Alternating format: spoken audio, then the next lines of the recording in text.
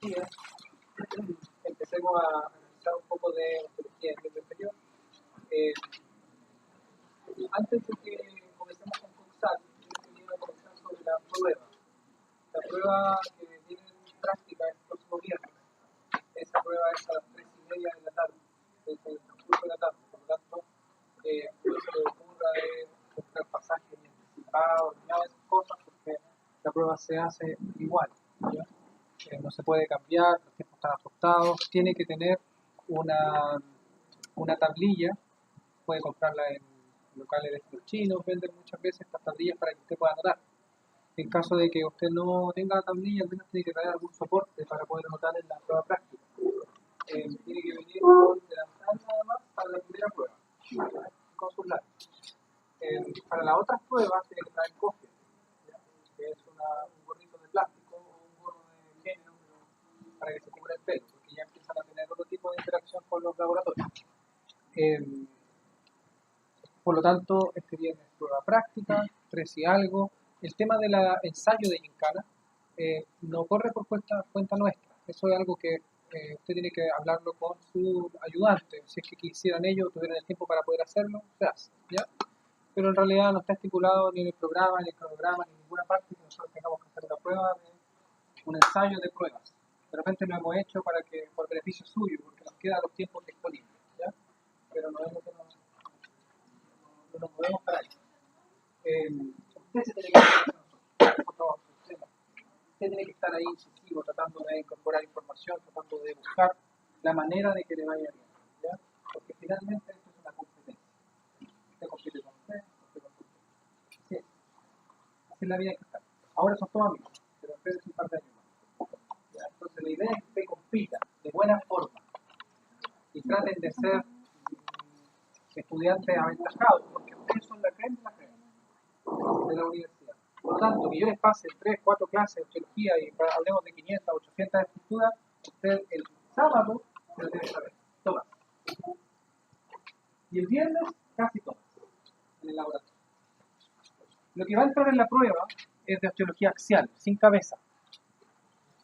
Eso no significa de que usted vaya a esperar hasta la segunda prueba para estudiar osteología, porque en los laboratorios lo voy a perseguir.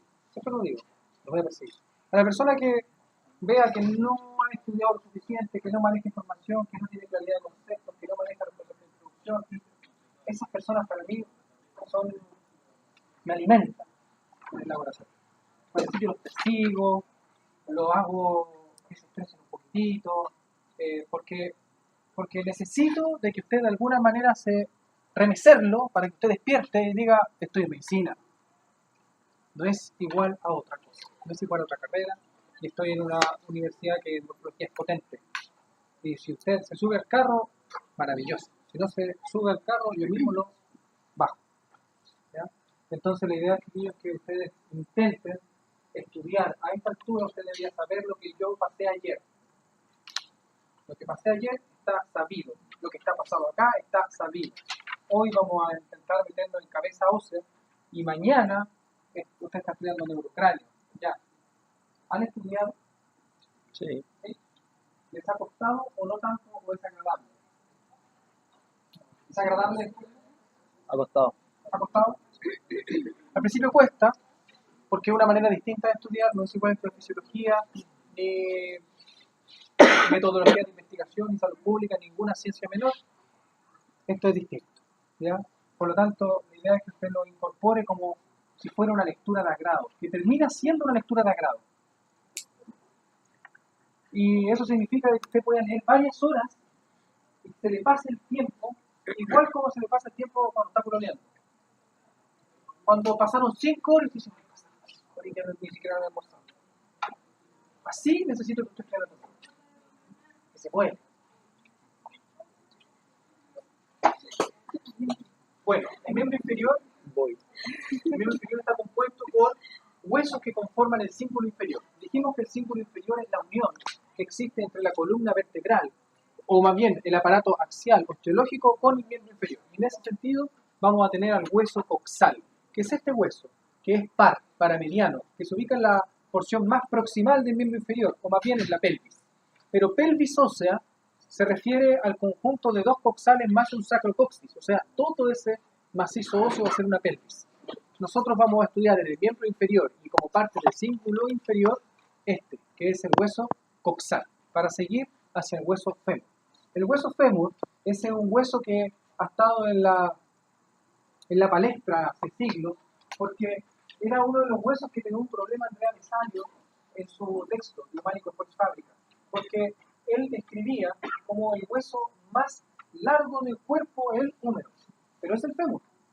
Y esa condición se veía en monos, en primates, y por lo tanto ahí hubo uno de los puntos de quiebre en los cuales, de los cuales se colgaron otros autores para decir Galeno estaba equivocado, etc. Eso lo habíamos analizado, ¿cierto?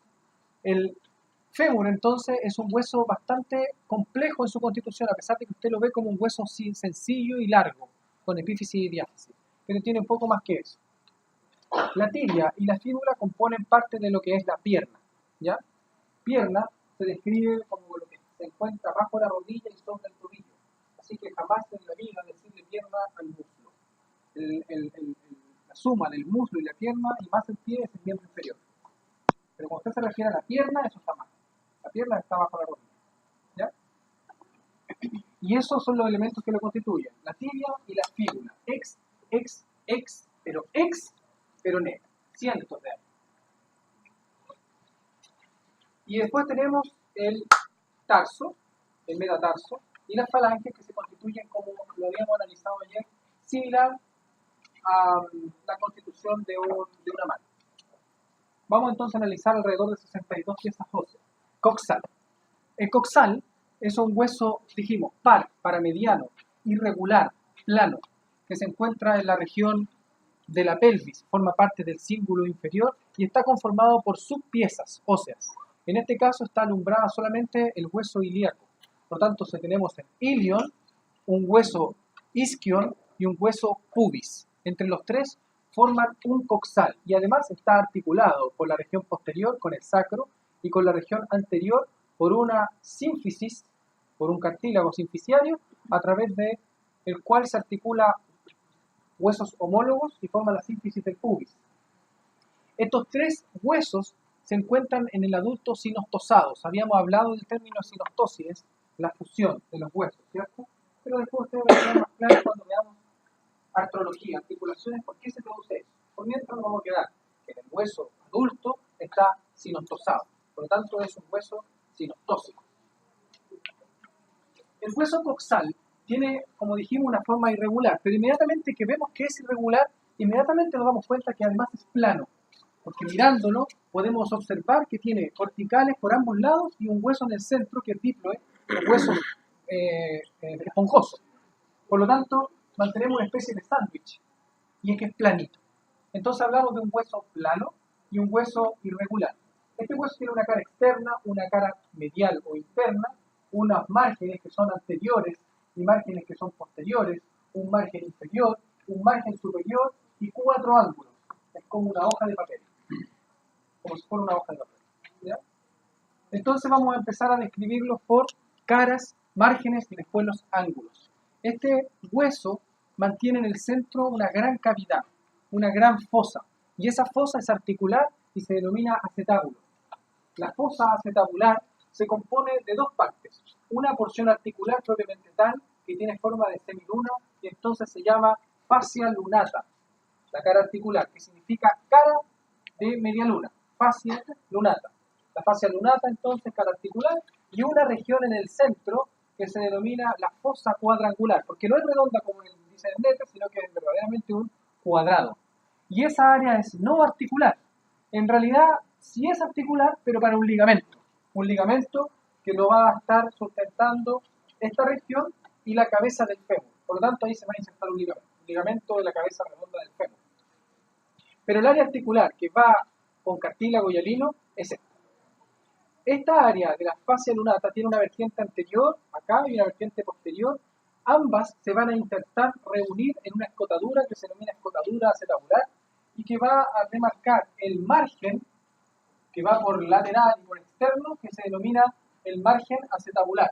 Sobre el margen acetabular hacia la cara ilíaca y glútea del coxal vamos a encontrar un surco que está en pocos textos se denomina el surco supraacetabular del coxal para la inserción del tendón del recto femoral. El tendón que se denomina, usted se ríe, pero es así yo creo que se lo sepa, ¿ya?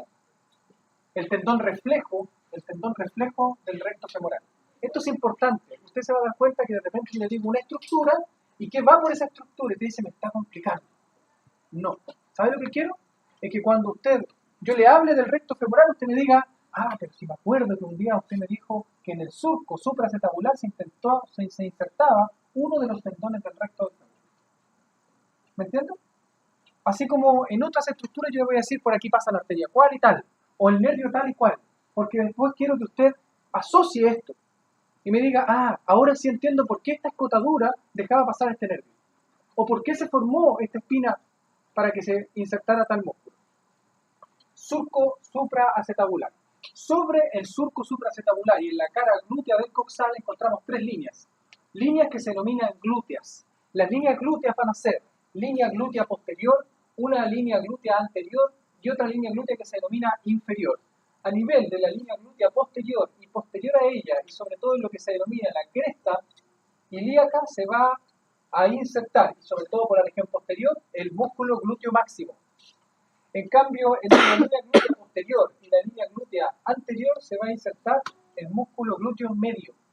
Y el glúteo mínimo va a tomar esta inserción más amplia en el coxal, que va a estar entre la línea glútea anterior y la línea glútea inferior. Por lo tanto, tres líneas glúteas. Adicional a eso, y aquí no lo muestra, pero acá sí es la realidad, se encuentra a este nivel el foramen nutricio principal del coxal, que además se ubica en el hueso ilíaco, por cara glútea, en el centro, entre normalmente la línea glútea anterior y la línea glútea inferior. Bien. Cuando hemos analizado esto que está hacia superior y vimos que el centro era la fosa acetabular, nos queda un área por inferior que describir. Esta área está conformada por un gran fosa, pero en realidad en algunos textos hablan de fosa, pero la verdad que es un foramen, porque las fosas tienen fondo. Entonces el foramen obturado o foramen obturador, que va a mantener después una membrana que se denomina membrana obturatriz. Por lo tanto, el foramen obturado va a estar conformando parte de la región más inferior del coxal bajo la fosa acetabular. Y va a estar en unión con la fosa acetabular a través de la escotadura del acetábulo. Y a este nivel vamos a mantener unos pequeños tubérculos que se denominan tubérculos obturadores anterior y posterior, y un surco que pasa aquí, que no se ve muy bien, pero por acá se ve mejor, miren, un surco que se denomina el surco obturador. Y en el surco obturador, por lado y lado, mantendremos los tubérculos. Ahí se ve uno, ¿ves? Tubérculo obturador anterior y el tubérculo obturador posterior. Más anterior a eso nos encontramos con un ángulo del hueso, con el ángulo anterior-inferior que va a corresponder con la sínfisis del pubis, que a ese nivel se va a insertar un fibrocartílago y va a formar la sínfisis pubis. Más inferior a esto nos vamos a encontrar con parte del pubis, porque a este nivel está formando parte del pubis. Por eso es que tenemos esta línea, para designar que esto es hueso ilíaco, que este es hueso isquiático y que esto es hueso púbico. Por lo tanto, esta rama se denomina rama púbica. Pero como esta rama púbica está sinosposada con la rama del isquio, se denomina rama isquiopúbica. Entonces hablamos de la rama isquiopúbica como todo. Y en la rama isquiopúbica, pero en la región posterior, encontramos el ángulo posterior inferior del hueso, que va a ser la tuberosidad isquiática, que es una región rugosa que mantiene el hueso por la región posterior inferior. Sobre esta tuberosidad, pero ya formando parte del margen posterior, nos vamos a encontrar con una espina amplia que se denomina la espina isquiática o la espina ciática para la inserción de ligamentos potentes de la región. Bajo esto, una escotadura que se denomina escotadura innominada. Y sobre esto, otra gran escotadura que se denomina la escotadura ciática mayor. Fíjense que esta escotadura que se denomina innominada se traduce como escotadura sin nombre. Innominada. Hasta lo que no tiene nombre en la anatomía. ¿Ves? La escotadura innominada después la escotadura ciática, y vemos espinas después, por la margen posterior. Espinas que son ilíacas, porque están en el hueso ilíaco. Entonces hablamos de una espina ilíaca póstero superior y una espina ilíaca póstero inferior. Y otra escotadura, que se denomina escotadura innominada nuevamente, entre las dos espinas posteriores ilíacas. Sobre la espina ilíaca póstero superior nos encontramos con esta estructura que se denomina la cresta ilíaca. La cresta ilíaca es rugosa, es amplia, está atravesada por la línea glútea posterior, tiene forma de S itálica hacia la región más superior y termina finalmente en una espina ilíaca antero-superior. O sea que aquí comienza el margen anterior del hueso coxal. Y entonces este ángulo es el ángulo o la punta superior y anterior de la hoja de papel. Entonces uno de los ángulos, el ángulo superior y anterior, es en la espina ilíaca antero-superior. En la espina ilíaca antero-superior descendiendo encontramos una escotadura, y esta escotadura también es innominada, pero se podría nombrar, pero nadie la ha nombrado. Porque por aquí va a pasar un nervio importantísimo, que es el nervio cutáneo femoral lateral, está hecho para él. Entonces el nervio cutáneo femoral lateral pasa entre la espina ilíaca antero-superior y la espina ilíaca antero-inferior. Ahí está, espina ilíaca antero-superior y la espina ilíaca antero-inferior. Y luego tenemos una escotadura sin nombre nuevamente para encontrarnos con el acetábulo. Y descendiendo nos encontramos con esta rama que se denomina, como esta era la rama isquiopúbica y esta es la rama inferior del pubis, esta se denomina la rama superior del pubis. Y en la rama superior del pubis nos vamos a encontrar con algunas estructuras importantes, algunas como la eminencia iliopúbica, que es una estructura no visible pero palpable, porque las eminencias son eso. Entonces vamos a poder palparla y vamos a encontrar que hay un levantamiento, pero si usted mira el hueso no ve nada. Eso es la eminencia iliopúbica. Y también una pequeña cresta que se denomina el pecten del pubis, una pequeña cresta que se continúa por el otro lado como una línea arqueada o línea arcuata. Aquí estamos viendo el acetábulo remarcado, el área acetabular, y en un hueso real estamos viendo esta área que es lo articular y la fascia lunar. O sea que estamos viendo la fosa cuadrangular. Y aquí se puede ver fosa cuadrangular, fascia lunata o forma de semiluna de la fosa acetabular. Las líneas glúteas con sus inserciones. Aquí estamos viendo la línea glútea posterior y la línea glútea anterior. Y aquí dijimos, glúteo se va a insertar el glúteo máximo, aquí se va a insertar el glúteo medio y aquí se va a insertar el glúteo menor o mínimo. Muchos de ustedes después van a decir, ¿y por qué se llamará glúteo máximo si tiene así una área chiquitita aquí? Y en cambio el glúteo mínimo tiene una tremenda área de inserción. Es que el glúteo máximo se inserta aquí, acá. Por lo tanto, se insertan muchas piezas óseas, tiene una tremenda área de inserción. Entonces no se confunda, porque siempre se confunden cuando yo les pregunto, ¿qué se inserta detrás de esta línea? Y usted dice, pero es una área chiquitita, el glúteo mínimo. No. Glúteo máximo, glúteo medio, glúteo mínimo. De posterior hacia anterior. Y aquí estamos remarcando qué estructura, ¿cómo se llama ese foramen? No. El acetábulo es una fosa. ¿Cómo se llama ese? Obturador. Foramen obturador. ¿Saben lo que significa obturado? Obturado. ¿Quién sabe? ¿Se acuerda que yo le dije que lo más importante en la anatomía era tener lenguaje? Y para poder incorporar lenguaje usted tiene que leer. Porque esto no es chino, ni es inglés, ni es francés. Obturado significa tapado, ocluido. Significa que tiene un límite. ¿Y cuál es su tapa? La membrana que yo les dije, que se llama membrana obturatriz. O sea, la membrana que obtura, que tapa. Es todo lógico. Solamente usted tiene que saber español. Entonces la idea es que ustedes, chiquillos, lean. Y traten de hacer su lectura de agrado, no un texto, una novela. Tomen un texto de anatomía y lean lo que quieran. Si quieren no lean el hueso, lean de otra cosa. pero la anatomía, porque va a incorporar igual el lenguaje. Y cuando sienta que hay un término que pareciera como conocido, pero que la verdad no sé lo que significa, busque. Porque el diccionario de español también es una herramienta potente para aprender anatomía. Por ahí se comienza.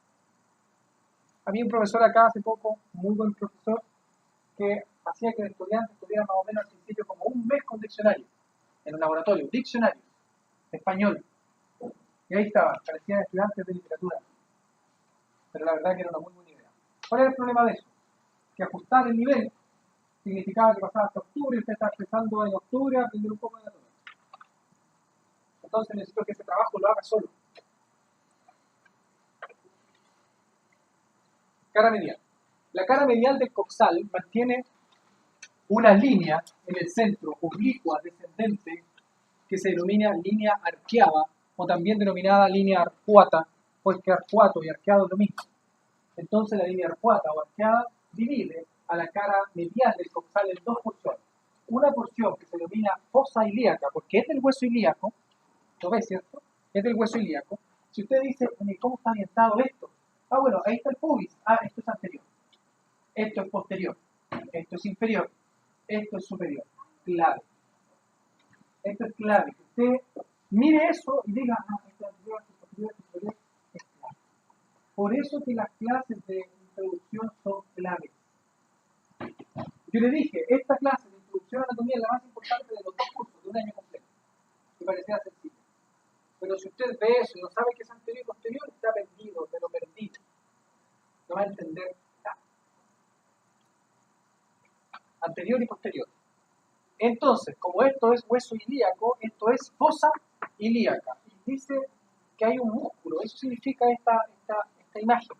Un músculo que toma una inserción ahí importante que se denomina el músculo ilíaco, que es parte del músculo psoas ilíaco, que son dos músculos que se unen.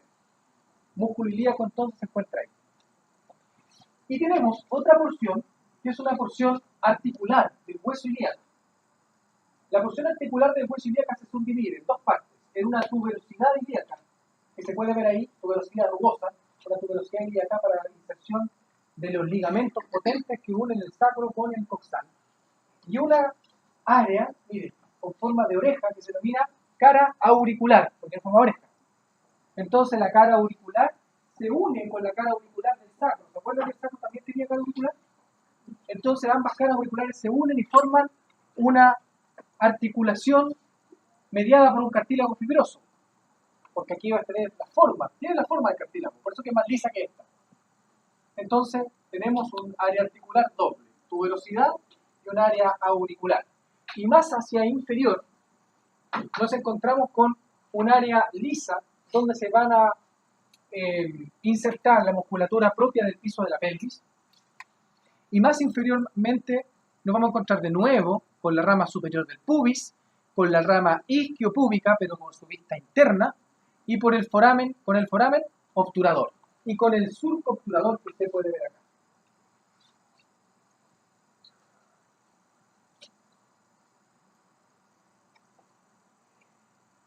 Ahí, sí.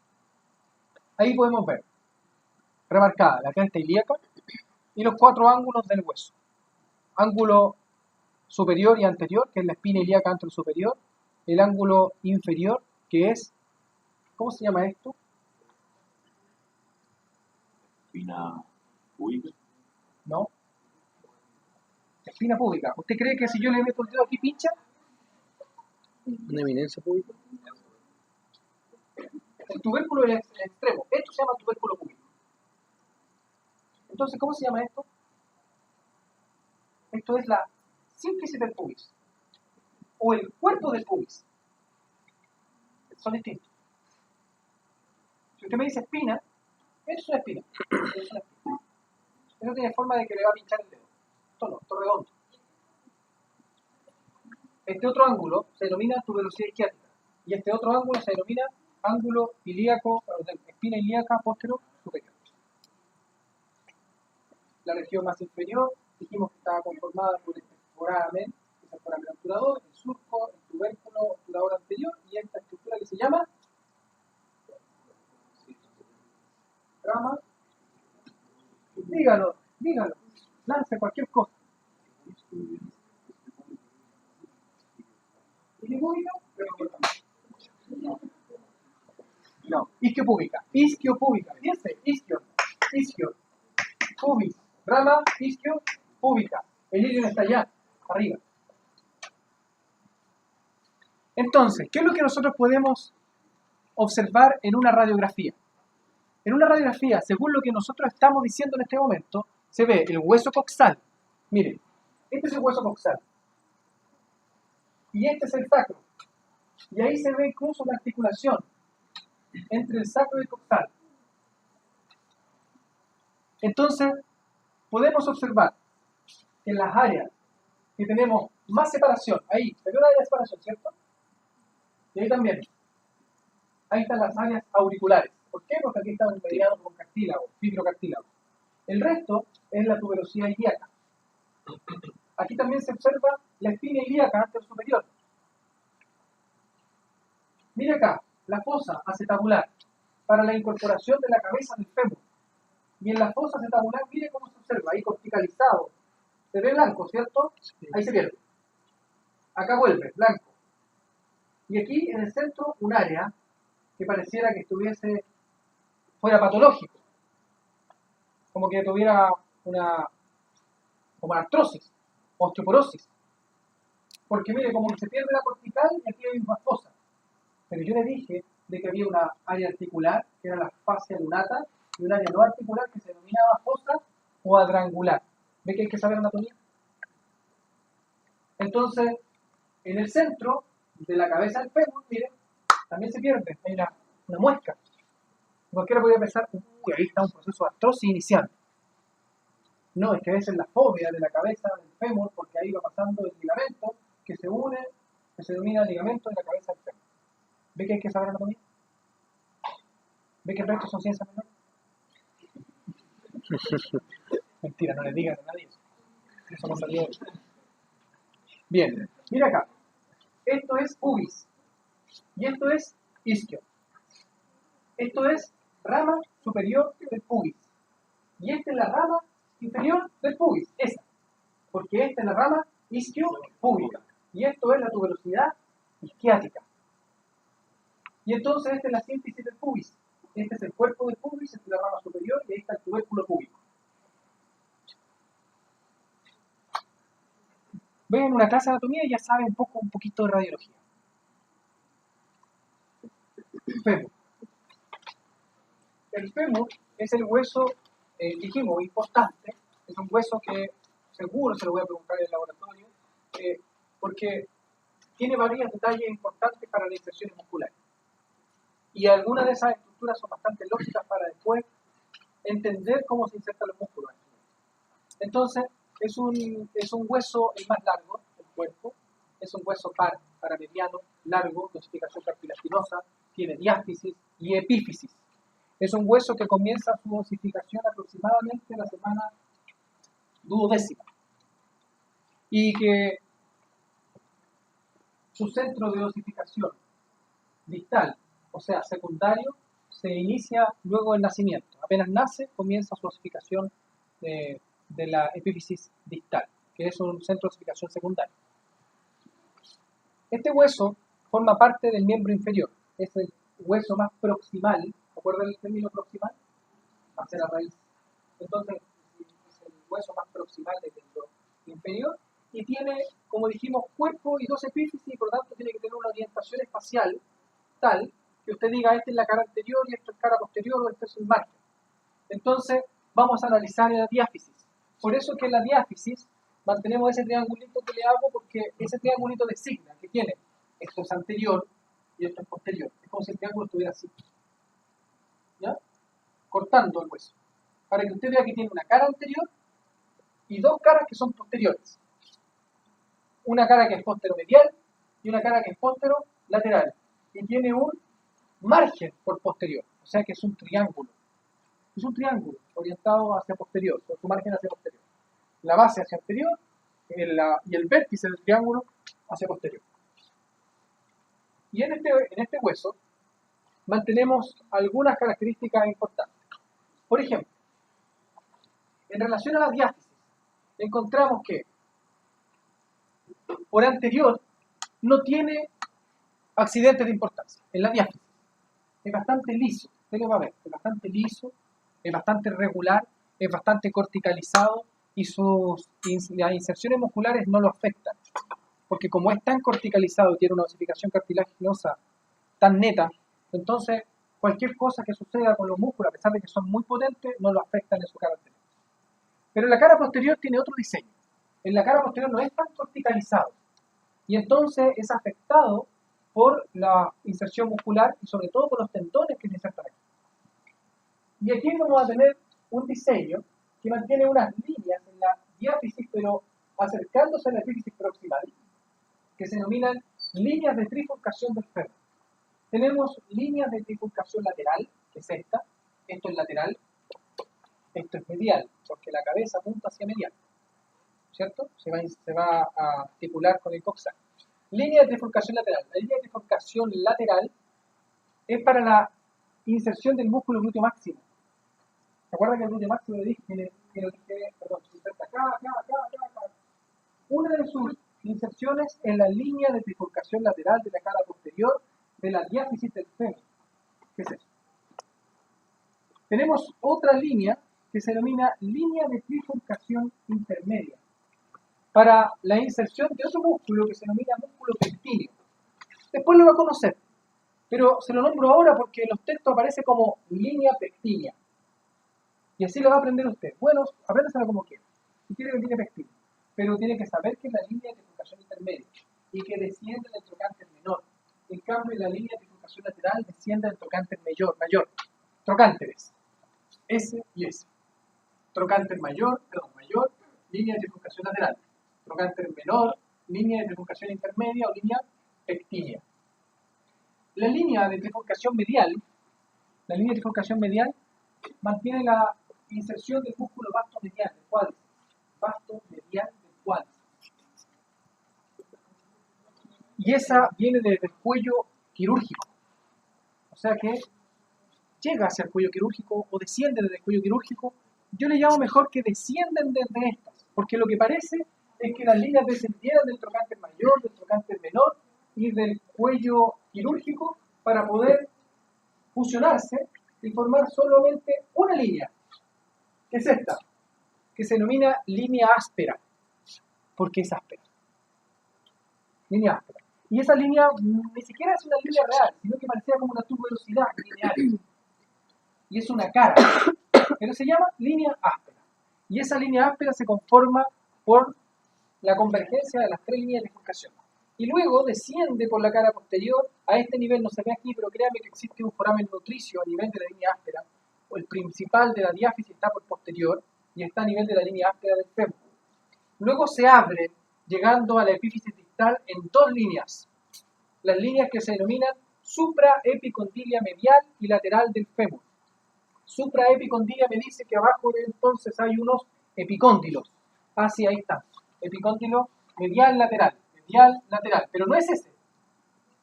El epicóndilo medial está por acá y el epicóndilo lateral acá. Entonces se abren hacia los epicóndilos, entonces se llaman líneas, ¿cómo se llaman? Supraepicondilia, medial, lateral. Y conforman una cara, importantísima cara, de manera triangular, que se denomina la cara poplitea del fémur. La cara poplitea del fémur, y conforma parte de la región poplitea, del que es la región posterior de la rodilla. En la cara, o en la margen medial, en el margen medial, aquí, y casi llegando al epicóndilo medial del fémur, existe una elevación ósea, que se ve ahí, ¿cierto? Una elevación ósea, que se denomina el tubérculo del aductor. Tubérculo del aductor. El tubérculo del aductor es para la inserción del aductor magno. Miren si tiene hasta nombre magnífico. Aductor magno. Aductor mayor. Es un aductor mayor, es un músculo gigante, importantísimo, que atraviesa todo el muslo y que forma una verdadera lámina gigante de separación entre las regiones anteriores y posteriores. Y él termina insertándose, entre otros niveles, en un gran tendón aquí. Por lo tanto, la atracción muscular, pero a través de un tendón, forma el tubérculo aductor. Aquí se pueden ver, miren, las líneas de bifurcación, la realidad, porque ahí se la marqué con amarillo. Pero la realidad no es tan clara. No. Miren, ahí está una, ahí está otra, ahí está otra. Más bien va a tener que tocar, va a tener que cantar, va a tener que mirar, pero va a tener que convencerse de que esto es así. ¿Ya? Líneas de bifurcación. Línea de bifurcación, línea de bifurcación, triángulo o pliegue. Ese es uno, medial, ese otro, lateral. Epicóndilo. ¿Por qué? Epicóndilo, no, es que esto es un cóndilo. Este es otro. Este es una troca. Entonces tienen dos cóndilos acá y una troca. Pero no hemos llegado ahí todavía. Epífisis proximal del fémur. En la epífisis proximal del fémur nos encontramos primero con algo que ya le había dicho, trocánter y trocánter.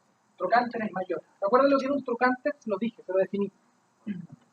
Dijimos que era un área en elevación ósea no articular, grande y cuadrilátera. Esto es cuadrilátero, que casi se ve el cuadrado. ¿O no lo ven? Yo no veo clarísimo. Porque yo ya estoy convencido. Tiene que convencerse. Y es una tuberosidad grande. Roma. Este es el trocánter menor del fémur. Este es lateral y este es medial. Y por la cara anterior van a tener una línea de unión. Aquí no se ve mucho, pero créanme que usted la va a encontrar. Siempre créanme. Porque puedo llegar a la orden y decir, uy, está lo que me encontré. Aquí va a haber una línea que se denomina línea intertrocanteria. No se ve siempre, pero la mayoría de los huesos los tienen, los buenos huesos. Línea intertrocanteria. Pero por posterior, aquí no está, por posterior va a haber lo mismo, pero va a haber una cresta intertrocanteria, mucho más prominente. Entonces por anterior vamos a tener una línea intertrocanteria y por posterior una cresta intertrocanteria, en el mismo nivel. Y en la cresta intertrocanteria, interrumpiéndolo por el centro, un tubérculo que se denomina tubérculo cuadrado. Tubérculo cuadrado. También en la fosa, en el trocánter mayor, por la cara mediana, hay una fosa que se denomina fosa trocantérica, fosita trocantérica. Y mantenemos un cuello que se denomina cuello anatómico del fémur y una cabeza, que es 3/4 de esfera. Y es una articulación de tipo esferoidea. Y esa esfera está interrumpida por una fóvea central que es para el ligamento redondo de la cabeza del fémur. Por ahí pasaba una arteria nutricia, embrionaria, grande, importante, que iba a dar una irrigación a todo este sector, porque pareciera que estos sectores, y de hecho era así, estaban separados en el embrión. Entonces, como estaban separados, tenía que venir una irrigación por acá y otra por acá. La que venía por aquí atravesaba esa fóvea, formaba una irrigación potente para esta región, porque es una región importante de formar, pero luego que el individuo nace, no sirve esa arteria, porque ya esto empieza a fusionarse. Por lo tanto, se osifica, retrocede y se cambia su morfología y esa arteria se transforma en un ligamento y forma el ligamento de la cabeza redonda del fémur, porque sirve más como ligamento insertando dos hálito. ¿Ves que hasta eso es inteligente el cuerpo? Perfecto. Eso es lo que quiso decir Andrés Salles en la fábrica del cuerpo humano. Porque fábrica, ¿sabe lo que significa? ¿Sabe lo que significa de Humani Corporis Fábrica? Porque fábrica en 1543 no había industria, no había fábricas. ¿Qué significa? ¿Qué quiso decir?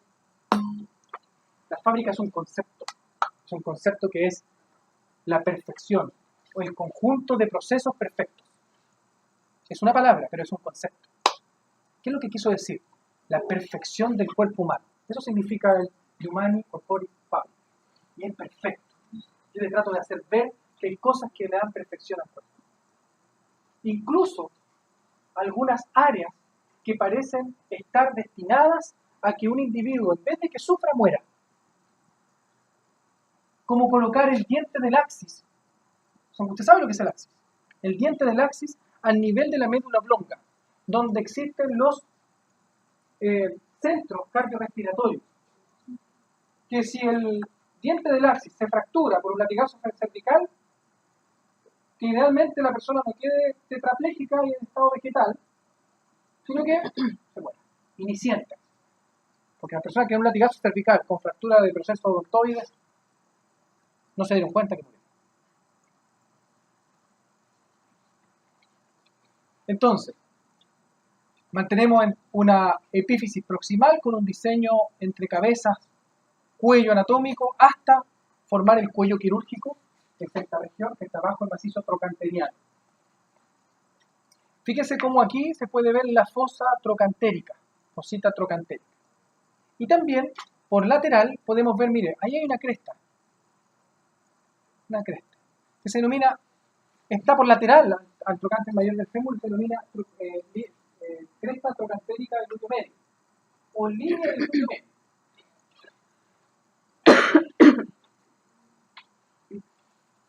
El ángulo del fémur normal entre la cabeza y la diáfisis, o entre la epífisis y la diáfisis, de 130 grados aproximadamente.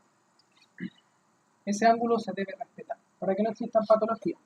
Y aquí se puede ver, miren, ahí está la línea del glúteo medio, trocánter mayor del fémur. Y esto es parte de la línea intertrocantérica. Acá se ve... Sí, eso. Esto es la cresta intertrocantérica, esto es por la región posterior. Y ese es el tubérculo cuadrado. El tubérculo cuadrado es para la inserción del músculo cuadrado femoral. Como se llama cuadrado femoral, el tubérculo se llama cuadrado. No es que sea cuadrado. ¿Ya? Epífisis distal. La epífisis distal del fémur por anterior se puede observar una garganta troclear, una garganta de una tróclea, y una fosa articular que se denomina fosa articular supratroclear. Y por la región posterior podemos observar una fosa que se denomina fosa intercondilia, lógico porque está entre los cóndilos, fosa intercondilia, que está en el centro del cóndilo medial y lateral del fémur.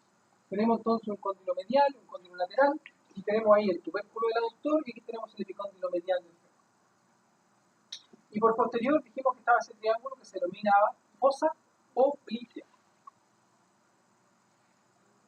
Por las regiones laterales y superiores a los cóndilos se encuentran los epicóndilos. Y eso es lo que está marcado aquí. Epicóndilo medial y epicóndilo lateral. Aquí usted casi no ve nada, que me parece que es similar a todo el hueso. Pero si lo palpa, encontraría que esto pincha, y eso pincha.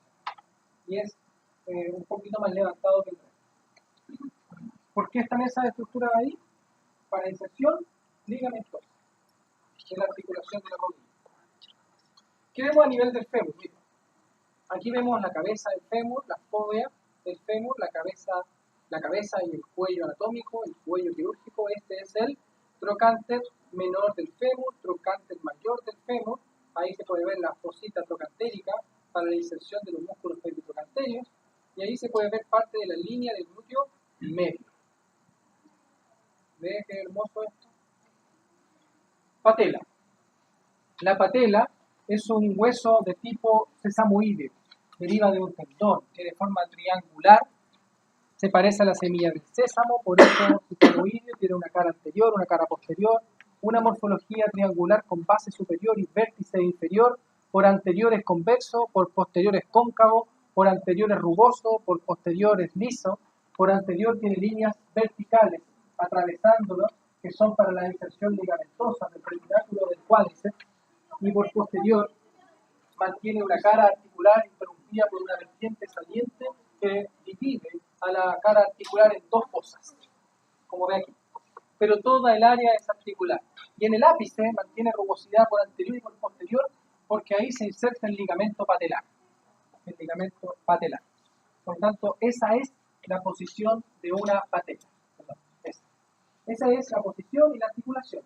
Solo que cuando hay cartílago interpuesto y todo el sistema articular, no se ve unidos, se ven separados, porque a estos espacios están rellenos con cartílago. Entonces hay cartílago articular, pero ahí se ve la articulación femoropatelar. Tibia. La tibia es un hueso paramediano que se ubica a nivel de la pierna.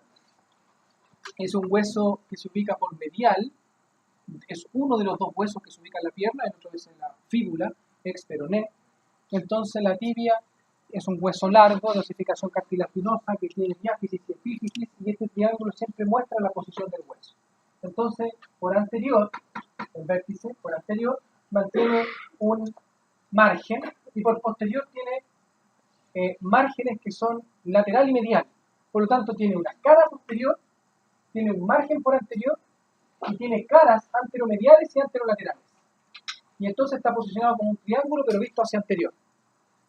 Entonces, en el margen anterior de la tibia forma una cresta que se denomina cresta tibial y que divide las caras en una región anteromedial y anterolateral. En la región anteromedial es palpable, no hay hueso, perdón, no hay musculatura, es solo piel. Entonces usted se puede palpar la cara anteromedial de la tibia. La que no puede palpar es la cara anterolateral, porque esa es la que mantiene el conjunto de músculos asociados a la pierna. Es un área poco accidentada, pero por su cara posterior sí tiene un par de accidentes de importancia. Por ejemplo, mantiene cerca de esta línea que se denomina la línea del músculo sóleo, músculo sóleo es parte del tríceps sural, que es un músculo profundo de la región. Entonces mantiene la línea del músculo sóleo y bajo la línea del músculo sóleo el foramen nutricio primario del hueso tibia.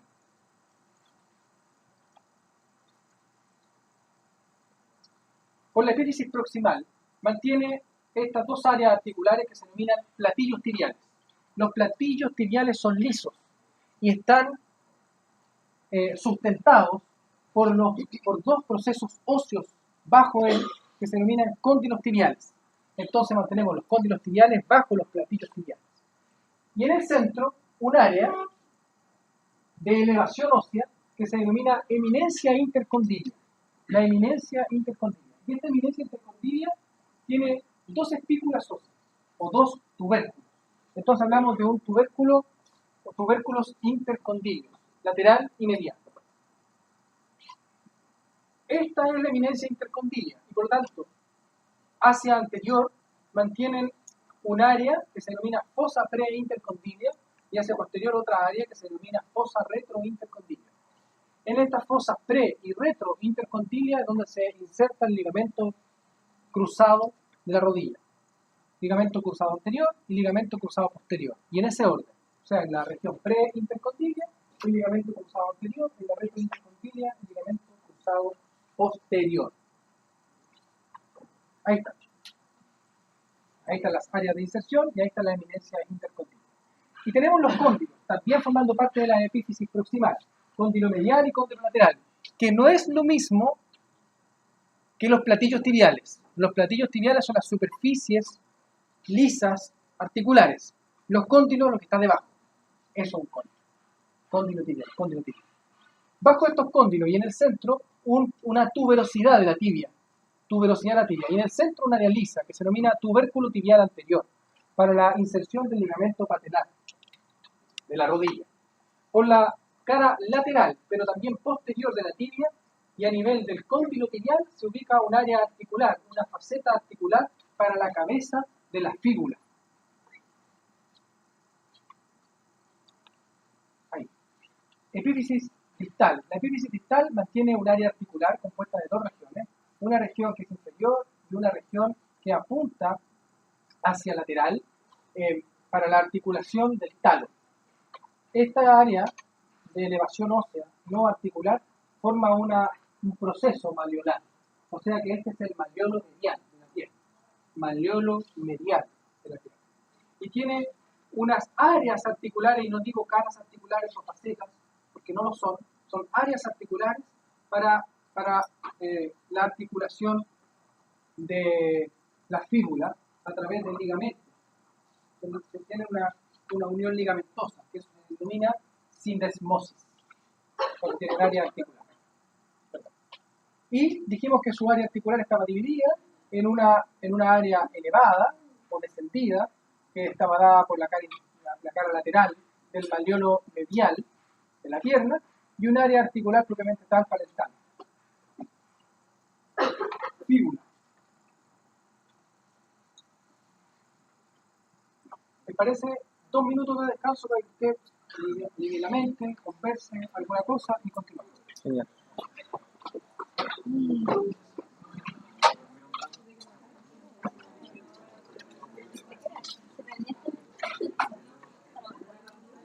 ¿Cómo será esta cosa, Chora?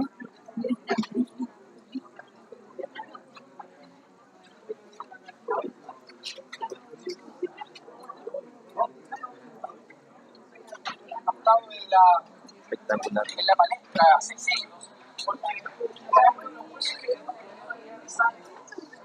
No, el que esto no para.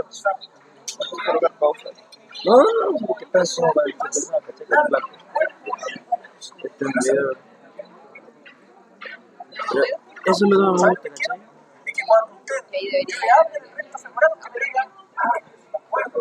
Pero, ¿será él?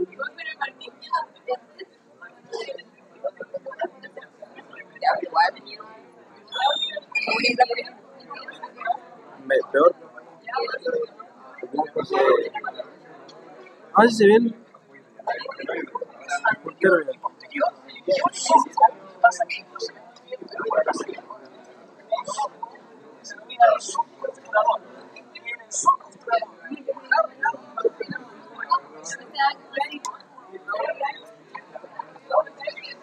más anterior a eso nos encontramos con esta, con el ángulo del hueso, con el ángulo anterior que va a corresponder con la sínfisis dentalis.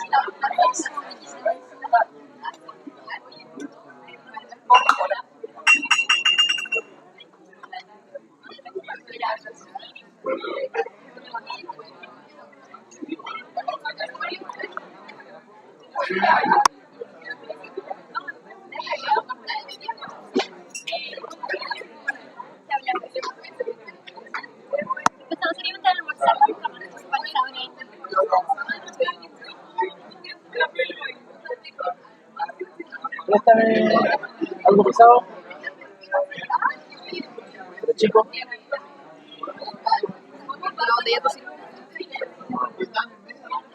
Algo que pueda sujetar esto, ¿cachai? No, ya.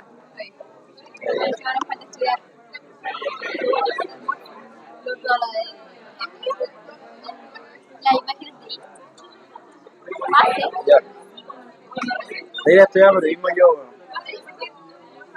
Pues ahí cuando el profe se cruce, yo le hago clic a donde se alumbró y era. ¿Qué, Ale? ¿Ale qué? Sí. Sí, era.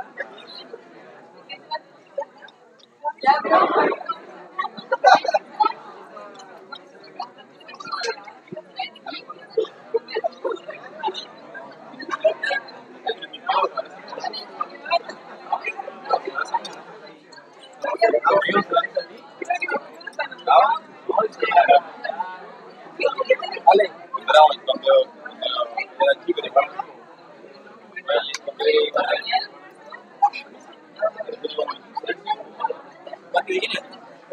¿el Ali? ¿Cómo está grabando? Sí. A ver, ¿cuándo sale el fondo? ¿Me mandas el fondo? ¿Sí que me cae? Pesan 5 GB. Este es el suave, este pesa 5 GB. Este se ve así.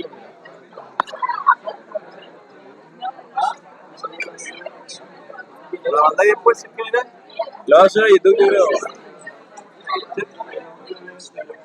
A donde me lo sube Ali. A donde me lo sube Ali.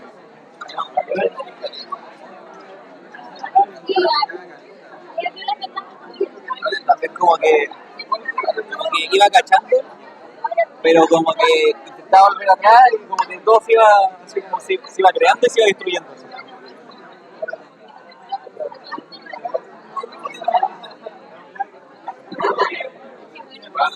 Ahora el flash. Hay que le pongo flash. Ahí.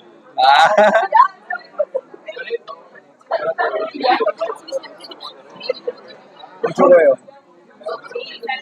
Profe, la interrogación de mañana es hasta hoy. Hasta ayer. Es que no se dividen las materias en las talleres hasta ahora. A ella. Tú tienes que saber lo que es axial y lo que es perpendicular. Axial, si está eso, puedes saber. ¿Qué lo tengo que buscar? Hasta acá. ¿Dónde entra? Hasta esta. Hasta ver. ¿Esa es la acción? Todo lo que es Hasta miembro este. inferior y miembro superior es perpendicular. Bien.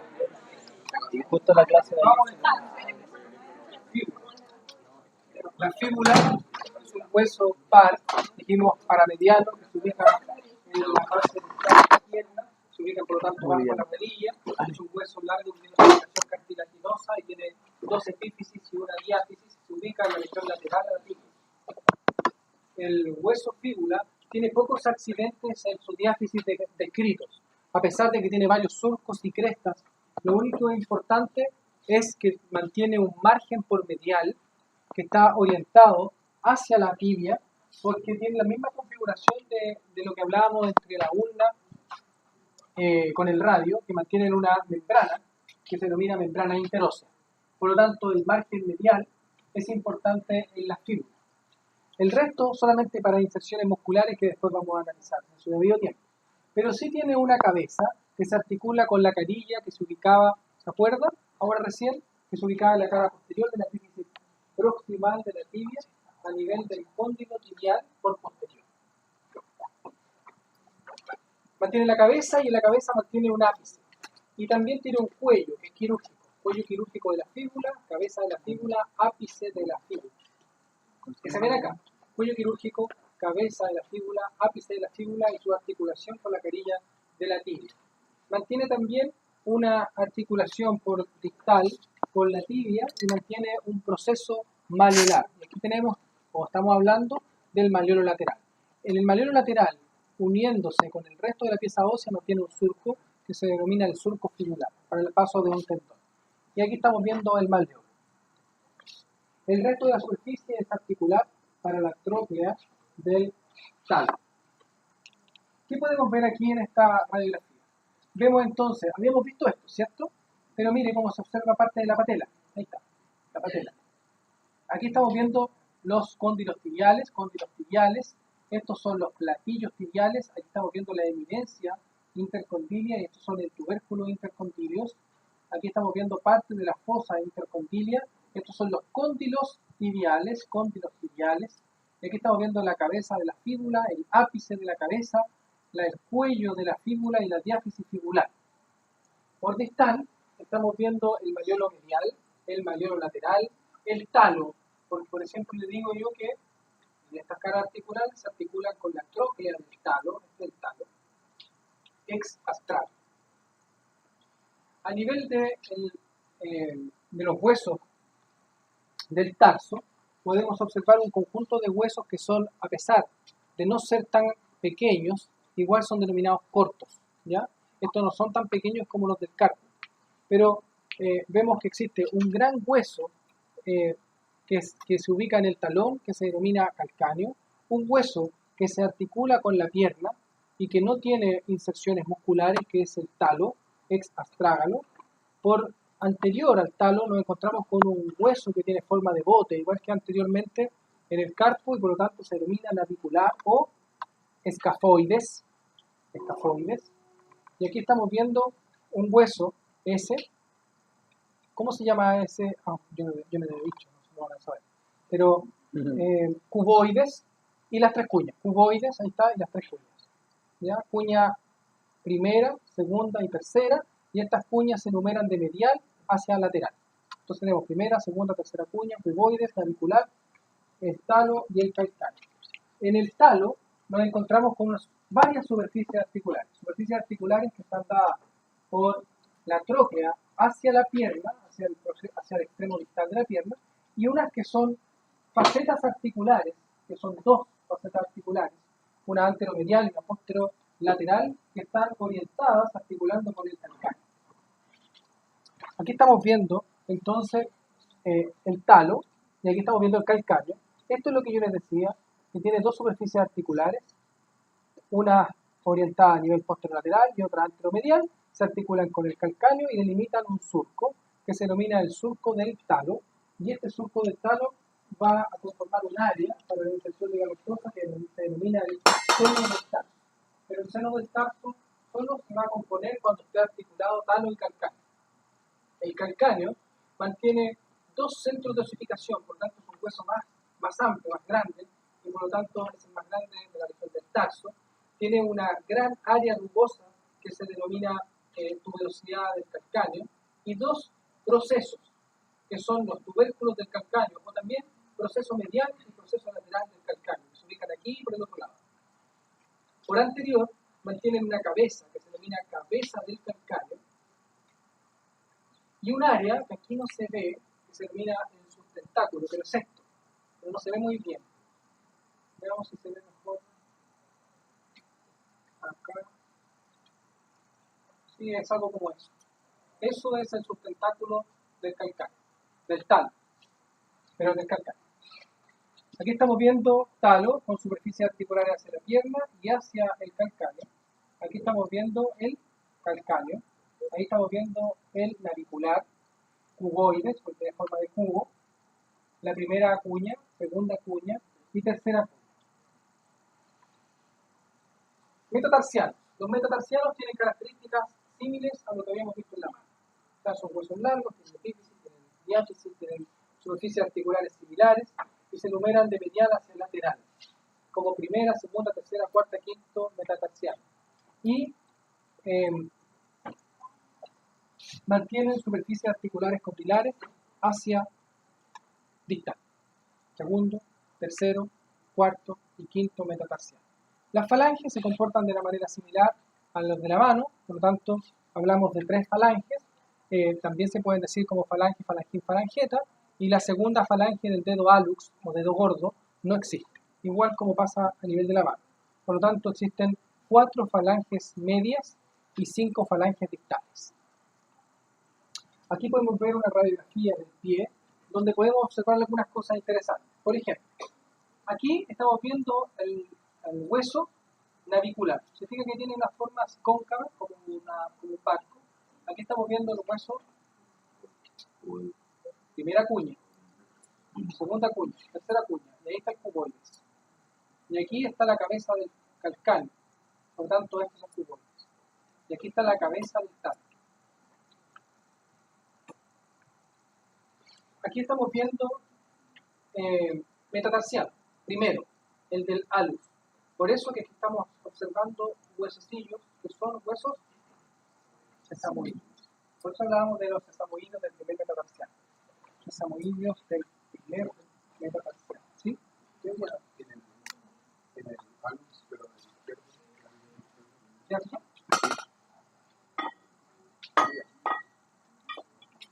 ¿Acá? ¿Eso? En vez de iluminarse, arriba de la punta. ¿Ahí? ¿Eso? No, nada especial. Lo que pasa es que las falangitas, son terceras falanges, son tan poco verticalizadas que se ven muy radiolucidas, se ven como con espacio de aire. Eso pasa en varios huesos. Casi todos los huesos que mantienen grandes cantidades de huesos compuestos tienen pequeñas cavidades medulares que de hecho tienen grasa. No, pero no es nada extraño de la realidad.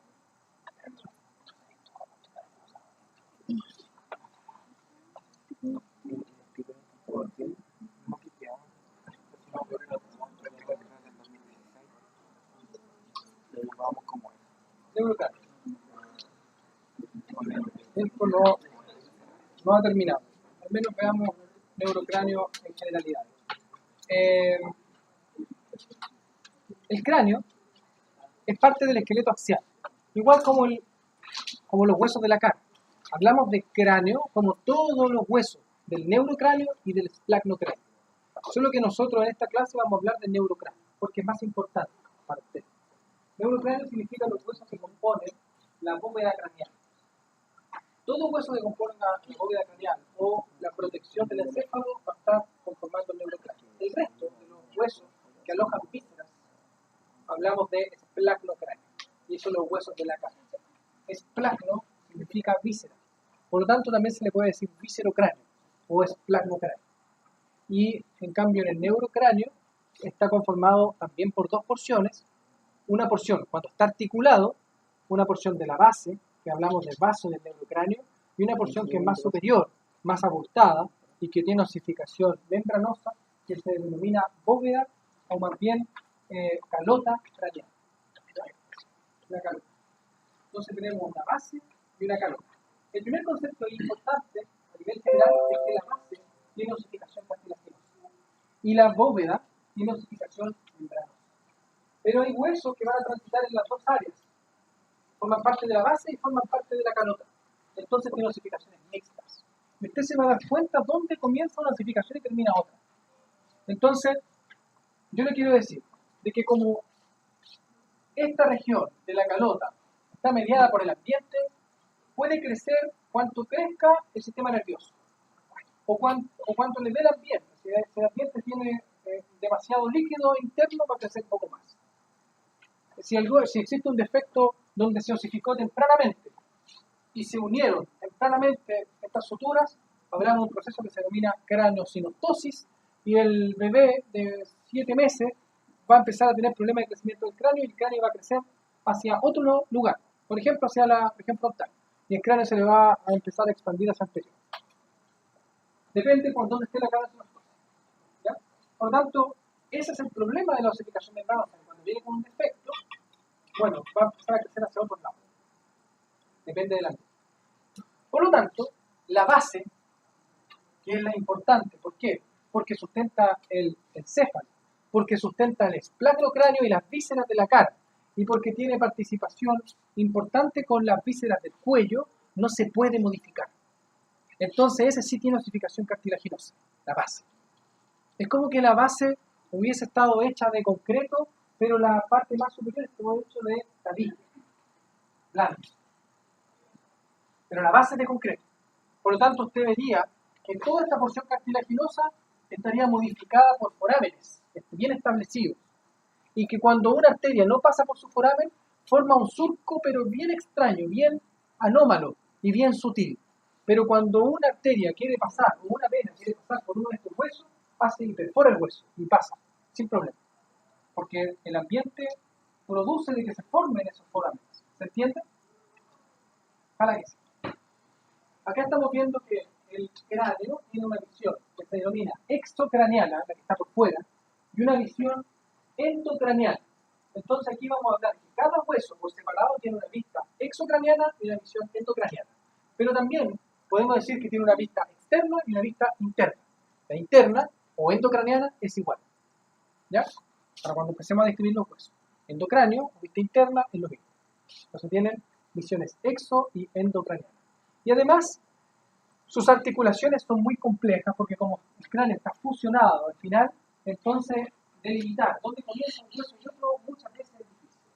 Por lo tanto, nosotros vamos a hacer un estudio en esta clase de neurocráneo de huesos desarticulados por separado. Y entonces la clase de neurocráneo debe estar compuesta por cráneo desarticulado y cráneo articulado, cráneo de cara general. Estoy primero voy a hacer dos clases. Por lo tanto, en la otra clase, la del cráneo general, usted va a tener que imaginar, estudiar, deducir, lo que quiera. Pero se la tiene que saber. O sea que yo después le voy a pedir que además me articule estos huesos, porque se van a formar otras estructuras cuando se articulen. ¿Se lo imagina? Es decir, yo le voy a nombrar una escotadura, un tubérculo, o el tubérculo yugular, el tubérculo intrayugular, el proceso intrayugular, el surco del seno sigmoide lateral, todo está en la misma parte. Y después cuando se articule con el temporal, ahora no, es que todas esas pasaron a ser fosa yugular. Usted se va a tener que imaginar. ¿Cómo se le va a imaginar? Porque yo le dije que lo más importante en este ramo era razonamiento espacial. El que usted lea y puede lanzar al espacio lo que usted está leyendo y empezar a girarlo. Es decir, este conjunto de estructuras cuando se articula forman esto, cuando se desarticula forman otra estructura. 5, 25 si se articula forman una. Ese razonamiento espacial usted lo está entrenado para hacerlo. Porque cuando estudió en el colegio, básicamente era una guardería. Por varios años. Porque le hicieron leer y no le hicieron pensar. Porque no le entrenaron para eso. Y eso es lamentable. Eso es un problema, un desafío para Chile, porque en otros países sí se hace. Por lo tanto, ahora, cuando usted debe tomar un texto, debe intentar incorporar lenguaje. Como incorporó lenguaje, va a poder aprender, memorizar, lo va a repetir, lo va a poder describir. Cuando lo describa, va a ser mañana, usted va a poder describirlo en el laboratorio conmigo. Y después de describir, cuando usted maneje una descripción, usted va a decir, lo lanzo al espacio. Ahora sí puedo hacer razonamiento espacial. Si no es capaz de hacer eso, usted está perdido. Usted se va a dar cuenta cuando lo logre. Ahora me va a decir, ¿qué está hablando usted? Pero en un mes más me va a decir, ahora entendí lo que quería hacer. Eso es elevar el pensamiento. Ahora, los huesos tienen osificación membranosa. Como tienen osificación membranosa, dejan unos vestigios de la osificación membranosa, a través de unas membranas, que se denominan fontanelas. Estas fontanelas entonces terminan de cerrarse posterior al nacimiento. Se conservan y básicamente están hechas por una cosa muy sencilla. Los huesos estos necesitan traslaparse cuando se nace. Por lo tanto, no podemos tener hueso dentado contra otro hueso dentado y que la cabeza se deforme y se fracture y la espícula ósea fracture o se metan dentro del encéfalo. Sería un diseño pésimo del cuerpo. Por lo tanto, necesitamos desmontar esto cuando nace, se cierra, se modifica y luego se vuelve a expandir. Usted ve que hay algunos niños recién nacidos que quedan con la cabeza deformada, levemente, para el niño. Pero en 20 días el niño está con su cabeza redondita.